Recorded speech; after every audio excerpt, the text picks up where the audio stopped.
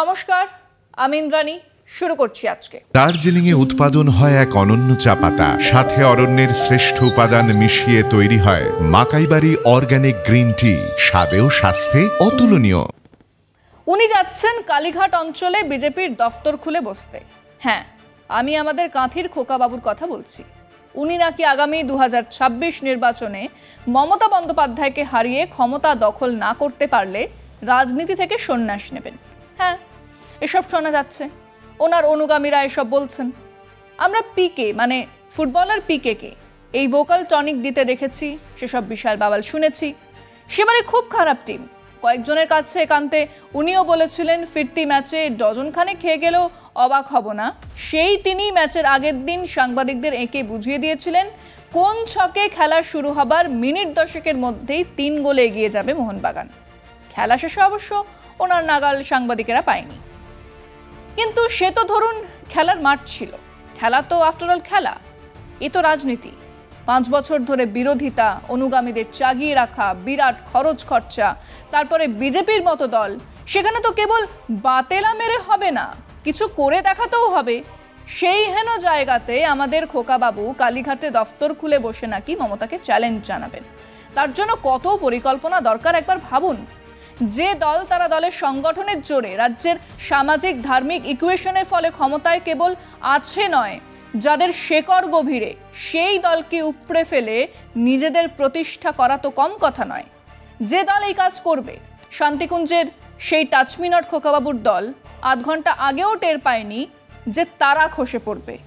আবার যে সে তারা নয়, শুভেন্দুবাবুর খাস তালুকের তারা, যাকে তিনি হাত ধরে দলে নিয়ে গিয়েছিলেন, তিনি বিধানসভাতে বসে একসঙ্গে টিফিন খেয়ে চলে গেলেন তৃণমূলের দফতরে, জানিয়ে দিলেন শুভেন্দু অধিকারীর জন্যই বিজেপি আর করা যাচ্ছে না, সেই কারণেই নাকি তিনি তৃণমূলে গেলেন। কাজেই সেটাই আমাদের বিষয় আজকে। পরে গড়বি বাংলা, আগে দলটা সামলা। বিজেপিতে ভাঙন। চলতি বিধানসভায় ছিল 77 সদস্য, বর্তমানে তা কমতে কমতে 65 হয়েছে, কিন্তু তাতেও থামছে না পরিষদীয় দলের ভাঙন। আগামী বছরে বিধানসভা নির্বাচন, ভোট যত ঘনিয়ে আসবে ততই দলছুট বিধায়কের সংখ্যা আরও বাড়বে, এমনই আশঙ্কায় বঙ্গ বিজেপি নেতৃত্ব। এমনিতেই কোন্দলে দীর্ণ গেরুয়া শিবির, যার ফলে এখনও দলের পরবর্তী রাজ্য সভাপতি কে হবেন তা নিয়ে সিদ্ধান্ত নিতে পারেননি দিল্লির নেতারা। পরিষদীয় দলে যে হারে ভাঙন দেখা দিয়েছে তাতে স্পষ্ট, বিরোধী দলনেতা শুভেন্দু অধিকারী বিধানসভা অধিবেশনে যতই হম্বিতম্বি করুন না কেন, বিধায়কদের ওপর দ্রুত নিয়ন্ত্রণ হারাচ্ছেন তিনি। রাজ্য সভাপতি সুকান্ত মজুমদার কেন্দ্রীয় প্রতিমন্ত্রীও বটে, দিল্লি কলকাতা করতে গিয়ে রাজ্য সংগঠনে নজর দিতেই ব্যর্থ। তার পূর্বসূরি দিলীপ ঘোষ নিজস্ব অনুগামীদের নিয়ে নিজের মর্জি মতো চলেন, সবাই সবার গোষ্ঠী স্বার্থ রক্ষায় ব্যস্ত। আন্দোলন শিখে উঠেছে, বিধায়ক থেকে সাধারণ কর্মীদের একটা বড় অংশ দিশেহারা। সোমবার দল ছেড়েছেন হলদিয়ার বিধায়ক তাপসী মণ্ডল। ধস নেমে গিয়েছে শুভেন্দু অধিকারীর পূর্ব মেদিনীপুর জেলায়। দল ধরে রাখতে পুরোপুরি ব্যর্থ বিরোধী দলনেতা। রাজ্য দলের অন্দরেই তার প্রতি অনাস্থা বাড়ছে। 2026 সালের বিধানসভা ভোট অনেক দূরের বিষয়। এখন দলের ভেঙে পড়া সংগঠন টিকিয়ে রাখাটাই কঠিন চ্যালেঞ্জ বঙ্গ বিজেপির। अब की बार 200 पार, সে কি উন্মাদনা। প্রধানমন্ত্রী চোলায় চোলায় বাজবে জোয়ের ভেরি বলে কবিতা ওড়াচ্ছেন। অমিত শাহ বাংলায় এসে রুটি দিয়ে আলুপোস্ত খাচ্ছেন। টালিগঞ্জের ঝিঙ্কু মামুনিরা স্টেজে ওঠার জন্য আকুল। পৃথিবীতে যা হয়নি সেদিন তাই দেখেছিলাম। এক রাজনৈতিক দল রোজ যোগদান শিবির খুলে বসছে, রোজ নাকি যোগদান চলছে। ওদিকে চার্টার্ড ফ্লাইটে করে সেই বেইমানেরা দিল্লি চলে গেলেন স্বাধীনতা আন্দোলনে বিশ্বাসঘাতকদের দলে যোগ দিতে, আর মন্ত্রিসভাতে তথ্য সম্প্রচার দফতর না পেলে মন্ত্রিসভাতে যোগই দেবেন না, এরকমই নাকি জানিয়েছিলেন আমাদের চোখে আঙুল দাদা রুদ্রনীল ঘোষ। এবং হুক্কা হওয়ার দল মানে মাইনে পাওয়ার সাংবাদিক, চিল্লানো সরেসের দল রোজ হিসেব দিচ্ছিল বিজেপি 245 পাবে না 235। তারপরে ফলাফল বের হতেই পপাত চ মমাত চ, গৌরবজনক অপসারণ, গ্লোরিয়াস রিট্রিটেরও জায়গা নেই। মাত্র 77টা আসনে জয়ী হলো বিজেপি, যারা খোয়াব দেখছিল মুখ্যমন্ত্রিত্বের। কিন্তু সেই 77 এখন কোথায়, সেটাও এসে দাঁড়িয়েছে 65-তে। মানে দলকে, বিধায়কদের অটুট রাখতে সক্ষম নয় আমাদের শান্তিকুঞ্জের খোকাবাবু। মুখ বাঁচানোর জন্য বললেন বেশ তো 2024 আসুক, পুরো ভোট হবে কেন্দ্রীয় বাহিনীর সুরক্ষার দেখরেখে। দার্জিলিংয়ে উৎপাদন হয় এক অনন্য চা পাতা, সাথে অরণ্যের শ্রেষ্ঠ উপাদান মিশিয়ে তৈরি হয় মাকাইবাড়ি অর্গানিক গ্রিন টি, স্বাদে ও স্বাস্থ্যে অতুলনীয়। তো হলোটা কি? 2024-এ আবার হার। আগের 18 জন সাংসদের জায়গাতে 12টা থাকলো। এবং 2026 আসার আগে দলের অবস্থা কেমন? আজ 6 মাসের বেশি হয়ে গেল রাজ্য সভাপতির পদ খালি। কেন ভরা যাচ্ছে না? কারণ 3 ঘোড়া, সুকান্ত, দিলীপ আর শুভেন্দু 3 মুখ হয়ে দৌড়াচ্ছেন। দলের নির্বাচনী রণকৌশল কি হবে? বৈঠকে হচ্ছে না তো রণকৌশলে প্রশ্নই নেই। এদিকে একে একে হারাধনের ছেলের মতো এক একজন উবে যাচ্ছে। একজন বিধায়ক বিধানসভাতে এলেন, বসলেন, আড্ডা দিলেন, খাবার খেলেন, তারপরে সোজা বাইপাসের ধারে তৃণমূল ভবনে চলে গেলেন। বিরোধী দলনেতার জানাই নেই দলে কি হচ্ছে, দলের বিধায়করা কি ভাবছেন, কি করছেন। আমরা আমাদের দর্শকদের জিজ্ঞেস করেছিলাম যে হলদিয়ার বিজেপি বিধায়ক তাপসী মণ্ডল, যিনি নাকি বিরোধী দলনেতার জেলার বিধায়ক, চলে গেলেন তৃণমূলে। বিরোধী দলনেতা টেরও পেলেন না। ওদিকে 77 জন বিধায়কের 9 জন চলে গেছে তৃণমূলে, আরও কিছু পা বাড়িয়েই আছে। সব মিলিয়ে বিজেপি 2026-এর আগে কি লড়ার আগেই হেরে বসে আছে? শুনুন মানুষজন কি বলেছে। সব স্বার্থান্বেষী লোকেরা এপাশ ওপাশ করছে, সে টাকা কামাবার ধান্দা। এখানে টাকা কামাতে পারছি না, ওখানে কামাবো, এই ধান্দায় সব ঘুরছি। তাপসী মণ্ডল তৃণমূলে যোগদান করলেন, শুভেন্দু এলাকার লোক তৃণমূলে যোগদান করলেন। তৃণমূলে জয় জয়কার, ভোটটা প্রহসন হবে, খুশি হবে না। আলটিমেটলি যেটা হওয়ার হবে, তৃণমূলে জয় জয়কার হবে। রাষ্ট্রবাদী মনোভাব নিয়ে, চিন্তাভাবনা নিয়ে যারা বিজেপিতে এসেছিলেন তারা কেউ যাবেন না, আমাদের দৃঢ় বিশ্বাস।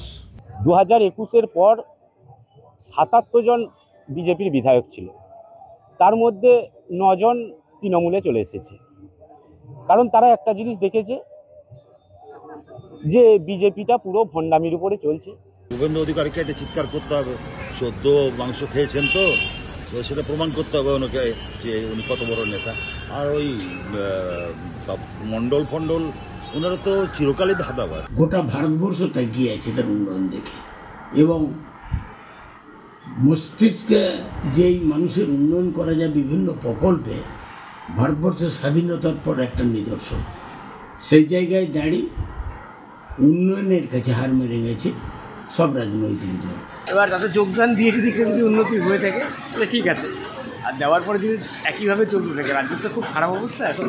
ওটাই যে মমতা বন্দ্যোপাধ্যায়ের কাজে তো কোনো ভুল নেই, উল্টে আমরা দেখছি বিজেপি বা বিশেষ করে মেদিনীপুরের যে নেতার কথা আপনারা বললেন, তিনি একটা বিভাজনের রাজনীতি করছেন। বিরোধী দলনেতা নিজেদের বিধায়কের সঙ্গে কোনো যোগাযোগ রাখে না, সেই কারণে ওনারা তৃণমূলে যোগ দিয়েছে। 7 জন বা 12 জন যে কজন তৃণমূলের দিকে পাওয়া যাক না কেন, তারা দেখবেন ওই ঠিক অটোমেটিকলি বিজেপি ওরা একটা মানে প্রত্যেকবারই ভোটের মুখে এরকম একটা দলবদলের সব কিছু দেখা যায়, কিন্তু বাস্তবে কতটা হয় সেটা দেখার বিষয় তখনই হবে যখন তারা যাবে কি যাবে না। আগে যাক, তারপরে বলা যাবে। তিনি নানা ধরনের কার্যকলাপ করেছেন, সেটা অভিষেক ব্যানার্জি ধরেছেন বলে তিনি চলে এসছেন, তার নামে দুর্নাম দিয়েছেন, অভিষেক ব্যানার্জির নামে অনেক কিছু বলেছেন, কিন্তু একটাও কিছু প্রমাণ করাতে পারেনি। এই যে আস্তে আস্তে 9টা বিধায়ক কেন, আরো অনেকে যোগাযোগ করছে ওনার সাথে, এই দল থেকে ওই দল যাচ্ছে, ওই দল থেকে এই দল আসছে, কিন্তু ভোট তো হবে পাবলিকের উপর নির্ভর করে আর কি। পাবলিক সব জানে আজকাল কী হবে। তো আমার যেটা আইডিয়া, যতই দল বদল হোক বা এই দল তো 26-এ তৃণমূলই রাজ্যে আসবে ক্ষমতায়। ভারতীয় জনতা পার্টি ওনাকে টিকিট দিয়েছে, টিকিটে সিম্বলেই উনি জয়লাভ করেছেন, এবং জয়লাভ করে বিভিন্ন রকম দুর্নীতির অভিযোগ ওনার সম্বন্ধে পাওয়া গেছে, এবং দল চিন্তা ভাবনা করেছে ওনাকেও দল থেকে সরিয়ে দেবে। সেই কথা অগ্রিম জানতে পেরেই উনি দল পরিবর্তন করেছে। তাপসী মণ্ডল কেন, আদার্স যে আরো বিধায়কগুলো আছে অলরেডি চলে আসবে তৃণমূলে, কারণ তৃণমূলের যা উন্নয়ন চলছে এই মুহূর্তে, মানে উন্নয়নে তৃণমূল উন্নয়ন যে চলছে সেইভাবে আর আদার্স বিধায়করা থাকবে না, অলরেডি সবাই। দলের সভাপতি নেই, দলের মধ্যে অবিরাম কোন্দল, শুভেন্দুর নেতৃত্ব মানতে নারাজ পুরনো বিজেপি নেতা কর্মীরা, এবং সব থেকে বড় হলো এ রাজ্যের বিজেপি কর্মী বাহিনী তো সেই অর্থে এক কড়া হিন্দুত্বের ডোজ নিয়ে বসে থাকা আরএসএস এর সমর্থক নয়, এদের বেশিরভাগটাই হলেন বাম কর্মী ভোটার। এক বিরাট চাপের মুখে তারা বিজেপিতে সাময়িক আশ্রয় নিয়েছিলেন। আজ তারা যদি বোঝেন যে তারা ওই দলে কথাও বলতে পারবেন না, তাহলে তারা দল ছেড়ে অন্য পথ ধরবেন বই কি। আর একবার সেই লক গেট খুলে গেলে কিন্তু বন্ধ হবার চান্স নেই। এই মুহূর্তে আরও প্রায় 15 বিজেপি বিধায়ক কেবলমাত্র সেফ সিট মানে নিজের আসনটা পেলেই দল বদলাতে রাজি আছেন। সেই খেলা কি 2026-এর নির্বাচনের আগে আমরা দেখতে পাবো? হতেও পারে। এসব নিয়ে কথা হচ্ছিল, তো আমি নয়, বিজেপির এক পুরনো নেতা কানে কানে বললেন, সিপিএম আগে কংগ্রেসকে বলতো, এখন লোকে আমাদের বলছে। পরে গড়বি বাংলা, আগে দলকে সামলা। সত্যি 2026-এ জেতা তো দূরস্থান, দলটাকে ধরে রাখতেই নাজেহাল হয়ে যাচ্ছে বঙ্গ বিজেপি। আজকে এ পর্যন্তই। দেখতে থাকুন কলকাতা টিভি, রাত দিন 7 দিন। দার্জিলিং এ উৎপাদন হয় এক অনন্য চা পাতা, সাথে অরণ্যের শ্রেষ্ঠ উপাদান মিশিয়ে তৈরি হয় মাকাইবাড়ি অর্গানিক গ্রিন টি, স্বাদে ও স্বাস্থ্যে অতুলনীয়।